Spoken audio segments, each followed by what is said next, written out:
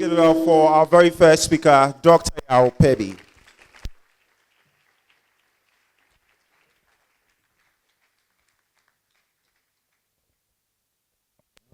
Hello, hello. Wow. Good morning. Oh. Because you're oppressed, suppressed, depressed, compressed, what other pressed? Good morning. Thank you very much. Thanks for the warm welcome to Cape Coast. Dean, thank you very much for welcoming us. And I see I have a number of friends here. We're grateful to be here. Dr. Entrepreneural and I left Accra at 4:30 a.m. to be here on time. So thank you for the invitation. Now let me set my timer because I like to respect your time. All right, so are you going to do the slides for me? It's fine. I can just, oh, you want me to hold it? You do it? Okay, all right. So, well, since there's a bit of distance, let me put this so you see my face. Okay. So, yes, I always bring greetings from my family. And I saw that some of you were murmuring when you saw the picture earlier.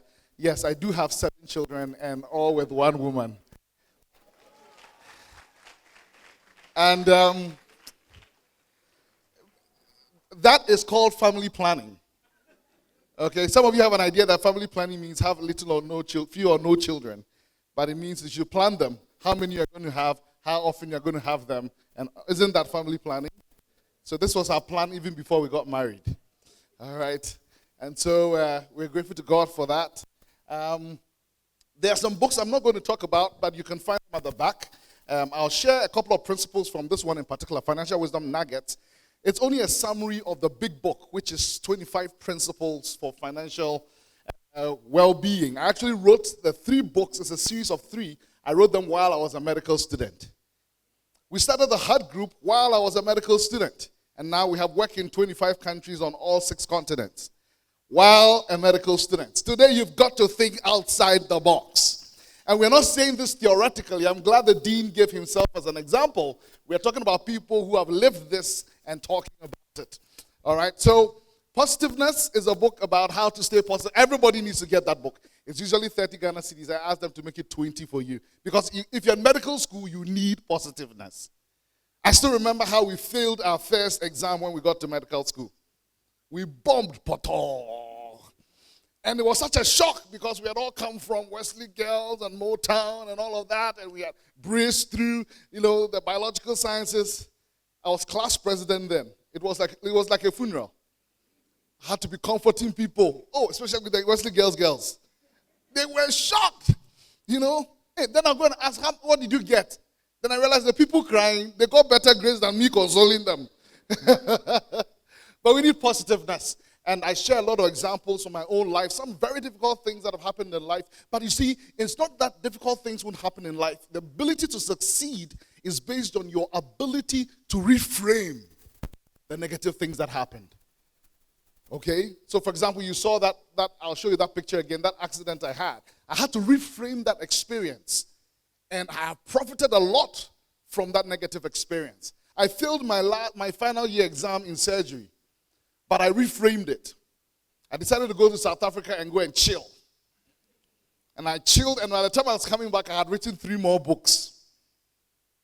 Whatever life throws at you, so you can get positiveness. I share many experiences. Recently, I was taken to court by some racist guy who accused me falsely of anyway.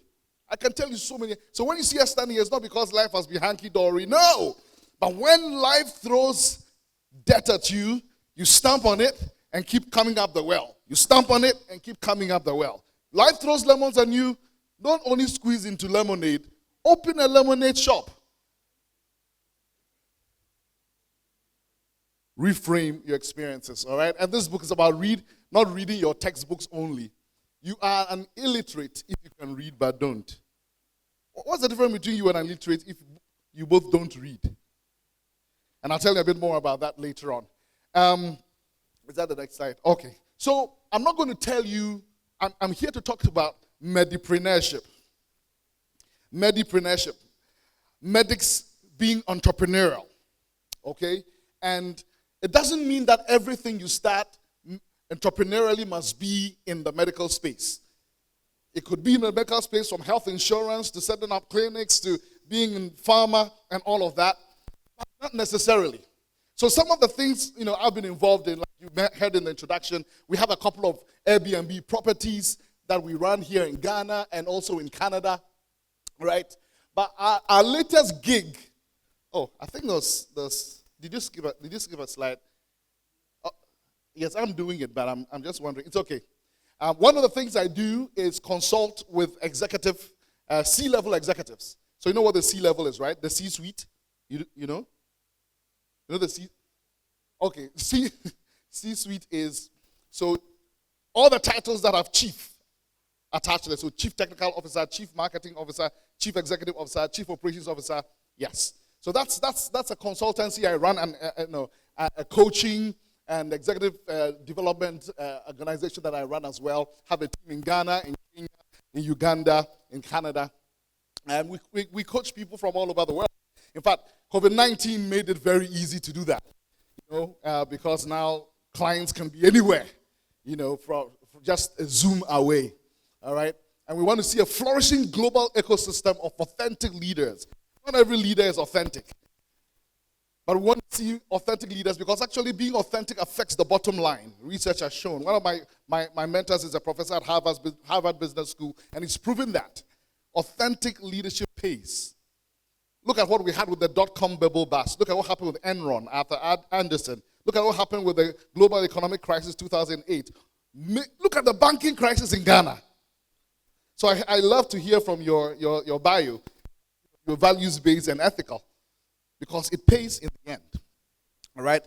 I want to offer authentic and customized relationships and resources for C-level executives to grow personally, succeed professionally, and become significant in the society. Here are our values. So I'm just sharing some of these things that I do with you. These are some of our clients that we've been involved with.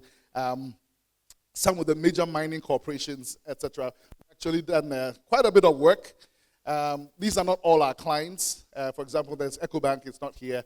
Just to give you an idea that I just come to talk theory and say this guy, or Kasapao, because that's one thing I noticed when I lived outside the country.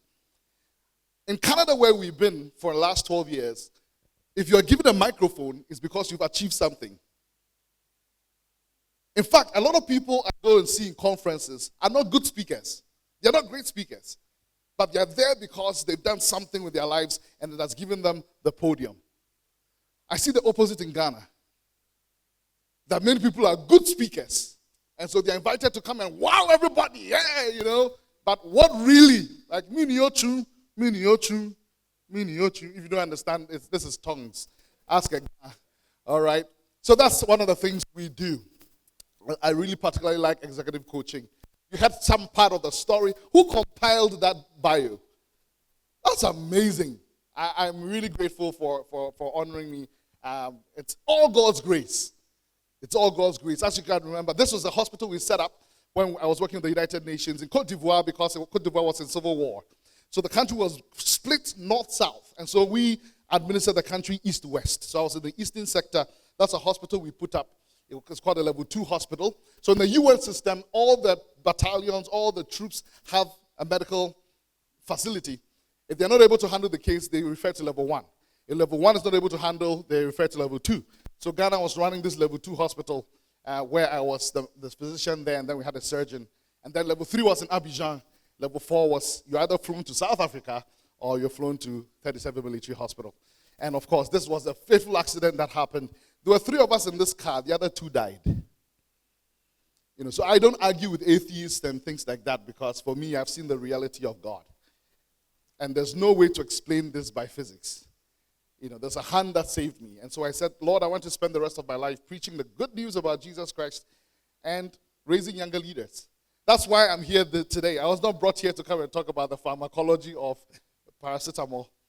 Nothing else. I wasn't able to bring copies of this book. It's called Thinking Outside the Window. Does it sound familiar? Thinking Outside the Box. That's why we're here. But it's a kind of a nexus, kind of my story from the past to what we've been doing these days and looking forward. And there's a new book I'm launching this month. And again, that's also a huge area of entrepreneurship, all right, infopreneurship. And there are people who have made their entire lives out of packaging information and selling information, all right. And I have made quite a bit of money from books. It's just that I've done all this while I've donated the money. I think I donated about $15,000 from this book to our organization in Canada, all right. So hopefully you are convinced that this guy has something to offer you, because there's crowd psychology. Whenever people sit out there and look at someone on the stage, whether you realize it or not, you ask yourself, what right has this person to talk to me about this? So it's helpful. That's why it's good when you're given an author's bio, because it gives you context. And you're like, okay, maybe I can learn something from this guy. All right. So, wanted. You probably have seen a sign like that somewhere, a bounty. Sometimes the police put it out, wanted. I hope they found this one. But today, someone else is wanted. MediPreneurs. MediPreneurs. And I actually want to see an African revolution in emerging entrepreneurial leadership. We have problems. That also means that the most entrepreneurial people are going to make the most money, and they're going to make the most impact by solving those problems.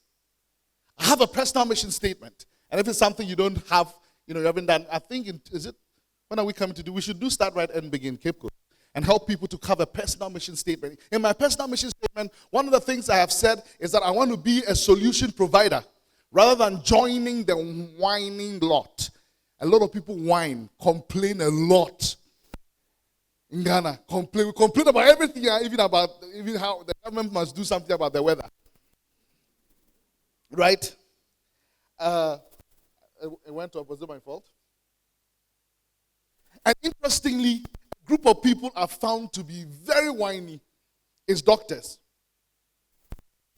I don't know why.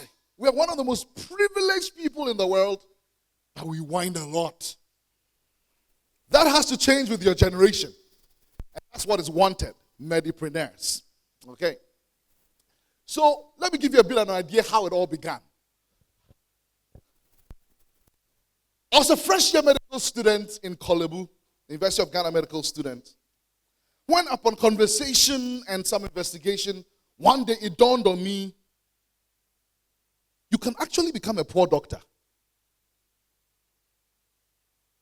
Now, if you came to medical school to become a doctor so that you'll be rich, think again. I can show you other ways you can be rich without the sleeplessness and all that you complained about.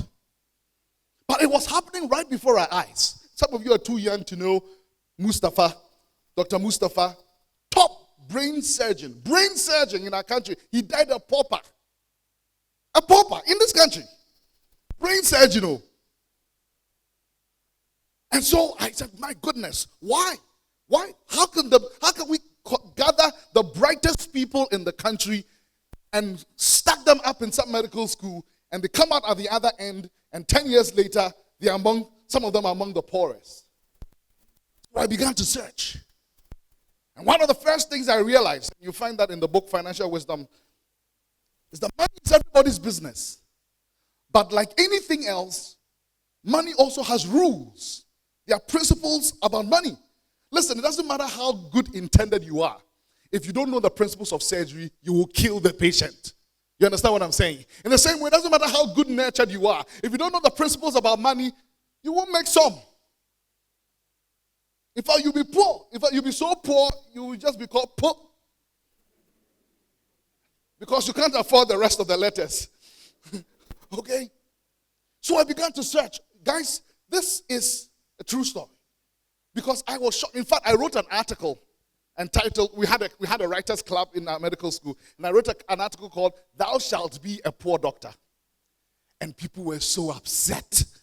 Because for a lot of people, it was the first time they were being confronted with that reality. In fact, I remember being called by one of the anatomy technicians into his office and said, "Yo, you're discouraging your mates." But you know what that did? That made me begin to search. Fortunately, already my parents had begun me on the right path. Because when I turned 18, my father gave me a check. And the check it was for me, but it was not for me. It was written to Data Bank Financial Services. So I could not check it and chop it. Cash it and chop it. I had to take it to Data Bank and do an investment. So I already had a bit of that background. But the shock propelled me. And while I was still in medical school, every Wednesday or twice or thrice a week, I forget how many days, I would leave from Kolebu and go to City House and go and study at the Ghana Stock Exchange. Because the rules of money don't care whether you wear coats or scrubs. And so I took all the courses. Almost everybody was doing business at me. Like, hey, Doc, what are you doing here? Doc, what are you doing? You know what am I doing? When we go to the market, we take stethoscope. What, again, that resulted in was I decided to form an investment club. So we got about 20 of us together and we started the Medics Investment Club. And actually, we still exist. We're worth a few thousands, tens of thousands of dollars because of the depreciation of the cedi. Hey, we were worth so much. Now, with every depreciation, we get poorer. But we have so much more money than we would have ever made. So we began to learn. Every week, we'll meet and we'll learn about what are shares, what are bonds, what is the capital market, what is all those things. Don't buy that lie that all you need to know is anatomy, physiology. No, there's a real world out there. And you've got to get ready for that world. So I'll show you a picture shortly of this is one of my friends. She's actually a cousin of mine. She's an what do you call those, periodontal, whatever it is. But whatever it is, he's opened 2 dental facilities in Kumasi. New Sean, that's the name. I sent her a message this morning and said, I'm going to use you as an example. She was part of our investment club. One of the things I say to the glory of God is that every one of us not only invested together, learned about these things, but because of that knowledge, people have now done all kinds of things. People have started their own clinics, their own hospitals. People are investing in stock exchange. People are investing in real estate because of the mindset change that happened. And this is Ama's running a couple, like I said, of these in Kumasi. But not only that, even the faculty began to change. One of my professors, decided that, my goodness, this is real. And also started getting into entrepreneurial ventures. First of all, he started investing. His life totally changed. I don't know how many of you know Professor F.K. Adai. He would say that any day, anywhere he stands. In fact, he used to go around doing financial education, and he would carry my books along and sell them. And then he started a company, processing cocoa. Guys, even recently, I spoke to the Christian Medical Society, Christian Medical, I forget the name, what you call it here. We call it CMDS. Anyway, in Canada.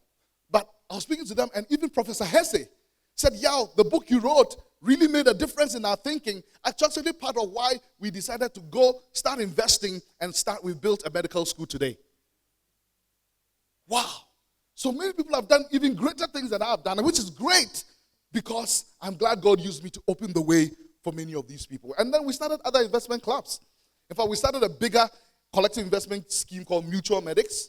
That included nurses and all of that. And then we started an investment clubs around the country.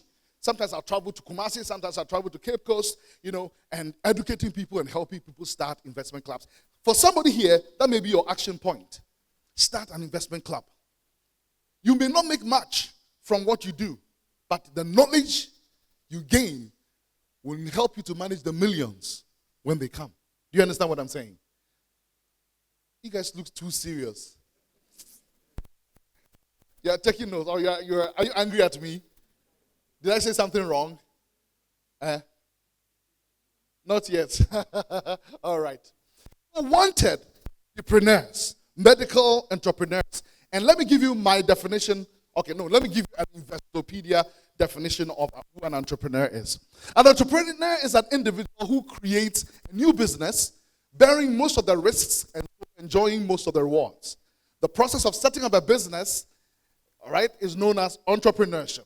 The entrepreneur is commonly seen as an innovator, A source of new ideas, goods, services, and business or procedures. An entrepreneur. All right? Or if you are from Kumasi, you say entrepreneur. All right? Entrepreneur. Then on I'm PC and I say, all right. So one of the key principles you would find summarized in this book, and I wish we could go through all the 25 principles, but I've selected just one because I know I have half an hour to talk to you, is to mind your own business. In other words, every one of you needs to learn to separate your profession from your business. What do I mean by that? And I'm a guy for all about integrity, integration, so you need to be careful about what I mean by this. What I mean is this.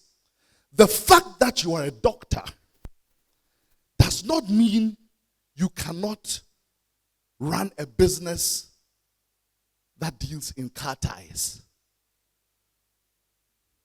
The fact that you're a doctor doesn't mean you cannot run a school.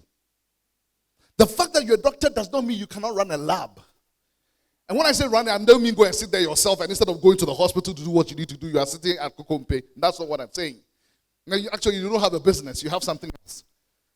But this is very important because our parents' generation did not think that way. They thought that if you're a doctor, you be a doctor, you get everything from being a doctor. No.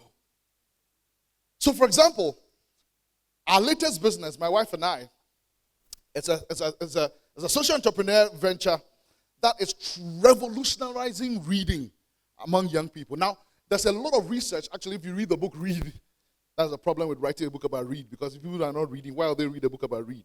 Anyway, so if you're a business person here, say, yeah, can we turn this into an audio book, and get 10% of it? You see, entrepreneurship, ideas, solve a problem.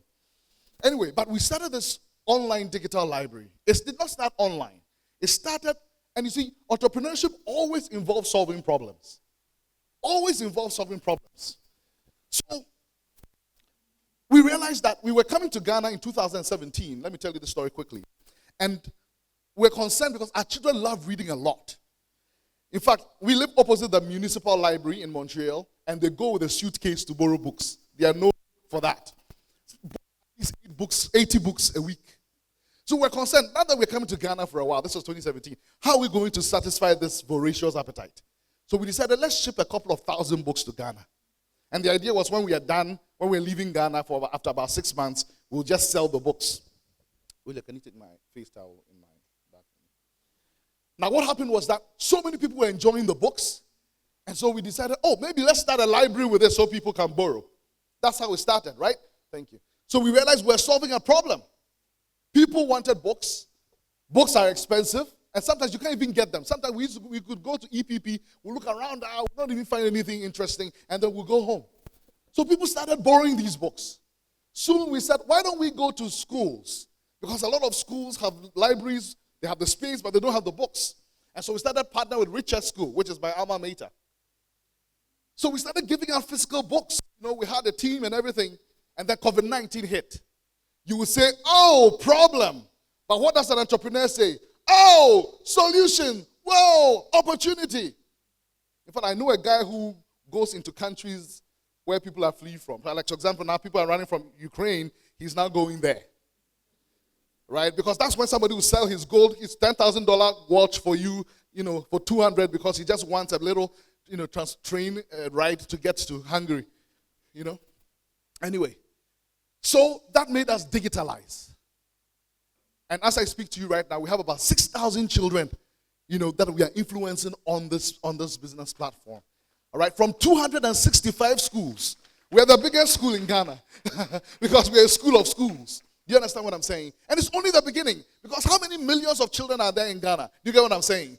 All right, and there's a direct correlation between a child's love for reading and their future success. There's overwhelming research about that. In fact, I was telling William when we were coming, that it's been found that a child's ability to read and their love for reading is a more sure indicator of their future success than their parents' current socioeconomic status. In other words, children who are in the ghettos, who are living in kiosks, if they would have a love for reading, they will end up in places better than people living in the airport residential area. Children don't get a love for reading. So that's one of the business. Why am I mentioning this? Because entrepreneurship is about opportunity. Now, what have I got to do with books? I'm a doctor. But that's what I'm saying. Separate your profession from your business. In fact, at the point we realized that we were not running a library anymore. We're running a tech company. Just like Airbnb is a tech company. It's not a hotel company. Airbnb does not own a single hotel. Uber does not run, it's not a car business, it's a tech business. So we found that, oh my goodness, we are running a tech, we are techpreneurs. My wife is an economist. That's not what she studied in school. But learn to separate your profession. Do you get what I'm saying? All right. So don't. Now, if you haven't read Robert Kiyosaki's books, you've got to read them. The first one is called Rich Dad, Poor Dad, and the sequel is called Cash Flow Quadrant. Now, he talks about these are 4 main ways we earn money, okay? Most of us, this is how we are raised. Get a job. Right? So you work, you exchange your time and your energy for money. The next is to be self-employed. So you own a job. That's where a lot of doctors move from here. They say, oh, now I have to do something for myself. I want to do something for myself. And then they drop here. But a business is different. Because you see, when you're self-employed, you are the job. All right, when you go to Nkrabia Clinic, everybody wants to see Dr. Nkrabia. If Dr. Nkrabia is not there, no show. In fact, if Dr. Nkrabia goes to a funeral, the whole business has gone for a funeral. You know. But a business is different because, number one, you have hired other people. Number two, you have created a system that runs whether or not you are there. So I'm here today. Guess what? Perbi Cups is still running, the library business I talked about. All right? We can go for a vacation in Jamaica, and it's still running. And then you can earn money as an investor, where it is your money that is working for you. Do you get the difference? Nobody, listen to me, nobody has stayed in this side of the quadrant and made wealth. Like wealth. I'm not talking about Kakra, Jiko Didi. Wealth. It's not on this left side. So you guys need to start thinking. Now the thing again is this. When I told you learn to separate your profession from your business, there is nowhere written that a person's source of income should be only one. You've got to think about multiple sources of income. All right? UTAG went on strike, right? UTAG went on strike. For some people, it was a horrible experience because the only source of income is that one that comes from the government. For some people, they were getting something from their pharmacy here and from their articulated truck there. Do you understand what I'm saying? I think about the Garden of Eden. It was fed by 4 rivers. I think all of us must aim to have at least 4 streams of income. So you can stay in your job because you love it for whatever reason, but you may want to look for something that you do that is self-employed. For example, in the executive education business, it started with my name. I have a lot of contacts in the business world, but gradually I'm moving it from there to here. Because now I've trained other executive coaches. But people always make you think, oh, but I want you. Said, no, I've created a system. You will still get value from the company. All right? So I've created a system. People are being coached without me necessarily. And of course, there's a lot of investment. When you start this journey, it may not seem like much. We're investing small monies here and there. Was it last week? Last week we sold a property. I'm not going to tell you where or whatever it is. But, it's very exciting when you can earn over $100,000 from one deal. Like, it's very exciting. But it doesn't start like that. It starts from selling some notebooks, making 5 CDs profit, then you build on it, and you keep going and keep going. Where's Mr. 10,000? Mr. 10 years? Mr. 10 years. Why did you choose 10 years? Why didn't you say 7 years? Why didn't you say 12 years? Why 10?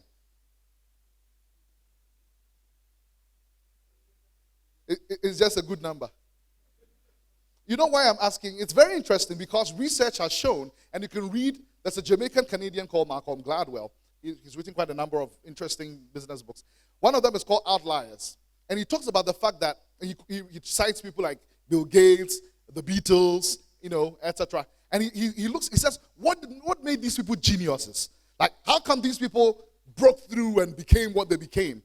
And the research is that anybody can become a genius with 10,000 hours of practice. 10,000 hours of practice.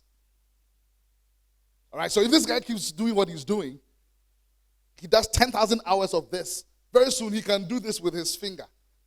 And everybody's like, whoa, whoa. And I see that for the young people in Ghana, we're excited about the end product. We don't know what people go through to get to that end product, especially in this day of social media. So you see that the guy has a Mercedes, chale, Mercedes, we go get some. But were you there when he was doing his 10,000 hours? Of course, unless it's 10,000 hours of Sakawa. But now you don't need 10,000 hours. You just need a few minutes, okay? But it will claim the rest of your life. So, guys, research has shown that most people will do 10,000 hours in 10 years. Does that ring a bell?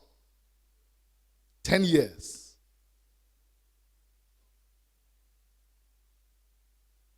So you want to make it, start early. And that's one of the things I'm going to leave you with. Everybody doesn't have to be an entrepreneur. Not everybody's going to do business, okay? But guess what? Everyone can, and indeed everyone must be entrepreneurial. Do you get what I'm going to say? I'm saying not everyone will start a business. Not everybody should start a business. But everyone should have an entrepreneurship mindset. Entrepreneurship is not a job. I think I have that slide there. I told you the story of Perbi. You can check out our website and all of it. Actually, what we're doing right now is very interesting. We are partnering with schools and bringing them tablets. So the schools don't have to invest in any of that. We have ordered a million tablets, whatever it is, not a million, but. And so we come and we set up these tablets in the school. And the students, isn't it amazing that a child in Bolgatanga, with a click of a button, gets the same resources as a child somewhere in New England? Amazing. Entrepreneurship, I have 5 minutes to go. Excellent. I think I've done well today. Entrepreneurship is certainly not a job. It's not even a profession or a career. It is a mindset and a lifestyle. It is a mindset and lifestyle of taking ownership and risk to innovatively solve problems for profit. Entrepreneurship is not a job. Now, a lot of graduates don't get jobs, and so they say, I'm an entrepreneur. It's not a job.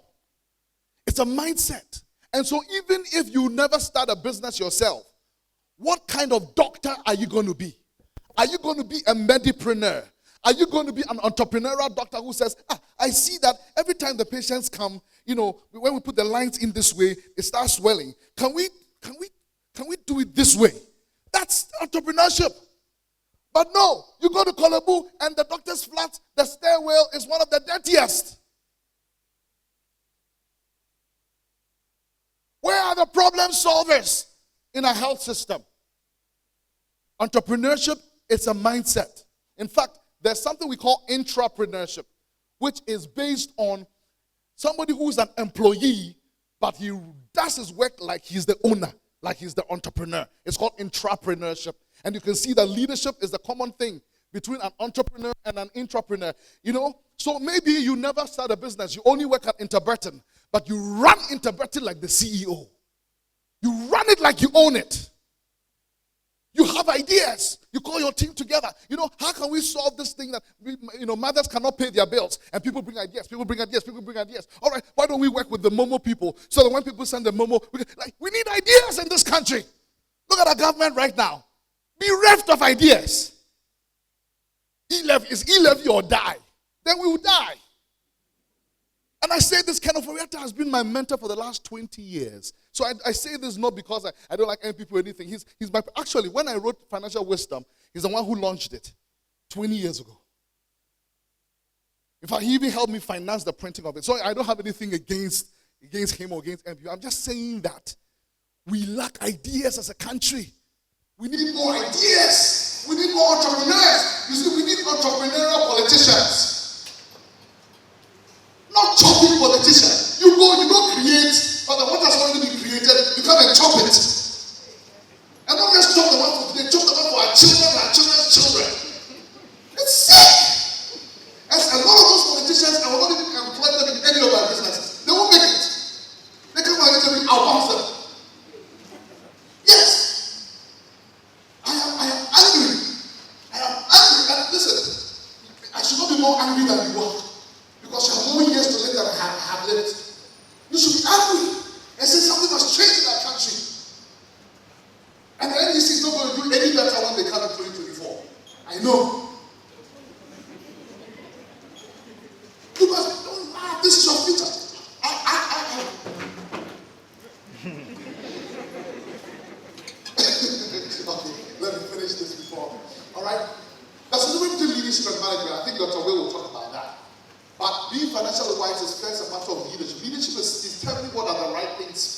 the management is keeping the right things right.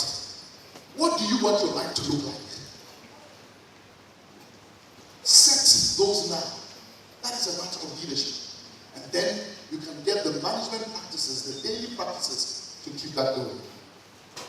I'm not going to go into this definition, but this is a young lady I'm very proud of. She's finishing her nursing. And are there any nurses here? Nursing students? You guys didn't invite them? All right. So she came to work for us as a nanny, as a house help, about 4 years ago. And she was so entrepreneurial. We decided we're going to fund her education. She's now finishing this year as a nurse. And there are rewards for being an entrepreneur.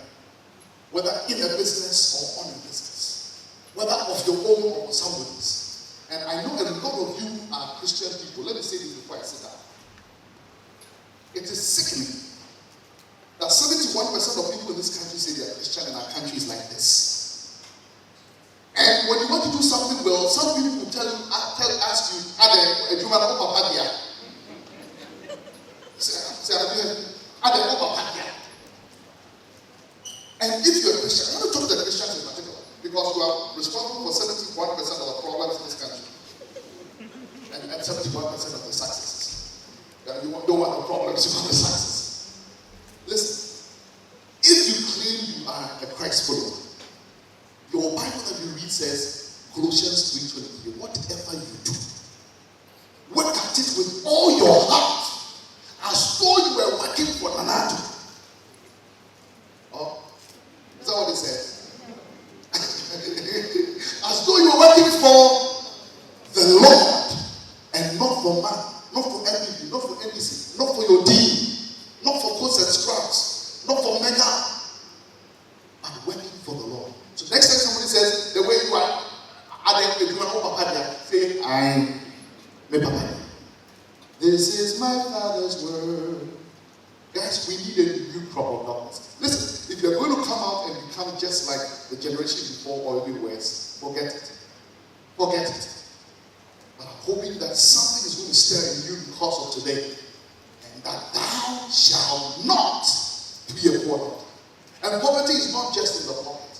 And you not be poor in your mindset. You not be poor in your relationships. You not be poor in your attitude. You will not be poor in any of these things because you saw life holistically and you gave it your all. I have hope in you. I wouldn't travel 200 whatever kilometers there is from Accra to this place. I wouldn't wake up at 4:30 a.m. I don't know whether you guys really pay for my fuel, and I really don't care if you don't. I want to see you guys at the top. Anybody with me? Let's do this.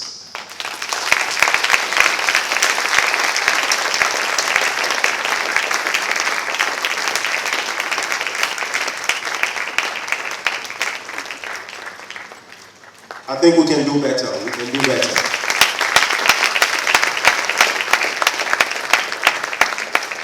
Very, very powerful one from Dr. Perbi.